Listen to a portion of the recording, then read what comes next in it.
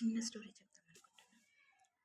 ఏంటంటే మనకేదైనా జరిగినప్పుడు అరే! నాకే ఎందుకిలా జరిగింది? నాకే ఎందుకిలా జరిగింది? అది ఇంకొకరికి జరగొచ్చు కదా! ఇలా అని ఆ దేవుడి గురించి అనుకుంటాం కదా! అయితే ఆయన ఏది చేసినా ఈచ్ అండ్ ఎవ్రీ పర్సన్ గురించి ఆలోచించి వాళ్ళకి ఏది కరెక్ట్ అదే ఇస్తాడు, అదే చేస్తాడు. అలాంటిది ఒక స్టోరీ. ఒక పేద అతను ఉంటాడు. అతనికి ఏది పని ఉండదు. ఒక కృష్ణుడి టెంపుల్ ఉంటుంది. ఆ టెంపుల్‌లో అతను మొత్తం గుడినంతా క్లీన్ చేసి అదంతా చేస్తే అతనికి రోజుకి ఇంత మనీ అని వస్తుంది. దాంతోనే అతనికి తినడానికి సరిపోతుంది. రోజు తను వర్క్ చేసినప్పుడల్లా దేవుని దగ్గర అనుకుంటుంటే నాకెందుకు ఇలా అవుతుంది? నాకు కనీసం తినడానికి తిండి కూడా ఉండట్లేదు.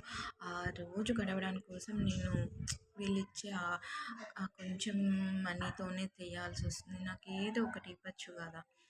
అనేసి రోజు ఈవినింగ్ వెళ్ళేటప్పుడు ఆయన కృష్ణుడి ఐడల్ బొమ్మ దగ్గరికెళ్ళేసి చెప్తా ఉంటాడు. ఒకరోజు ఇలా రోజు చెప్తా ఉంటాడు. ఒకరోజు ఏమవుతుంది, ఇలాగే బాధపడతా ఉంటే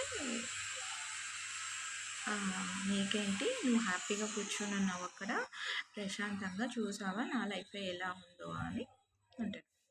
అప్పుడు దేవుడు మాట్లాడతాడు, నా లైఫ్ ఏమీ అంత నా పని ఏమంత ఈజీ కాదు. నేను ప్రతి ఒక్కళ్ళని భూమి మీద ప్రతి ఒక్కళ్ళ గురించి నేను చేయాలి, ఎప్పటికప్పుడు ఆలోచించాలి, అవి వాళ్ళకి చెయ్యాలి, అన్నీ కరెక్ట్ నేను చేయాలి అని. అదేం కాదు అంటే సరే అయితే ఒకరోజు మార్నింగ్ నుంచి ఈవినింగ్ దాకా నువ్వు నా ప్లేస్లో ఉండు అని చెప్తాడు. సరే అని ఇద్దరు, కానీ ఒక కండిషన్ పెడతాడు దేవుడు, నీ ముందు ఏది జరిగినా నువ్వు మాట్లాడకూడదు, నువ్వు సైలెంట్గా ఉండాలి అని. సరే అని యాక్సెప్ట్ చేసేసి ఇద్దరు ప్లేసెస్ చేంజ్ చేసుకుంటారు, వాళ్ళది చేంజ్ అయిపోతుంది. సో ఫస్ట్ దేవుడి ప్లేస్లో అతను ఉంటాడు.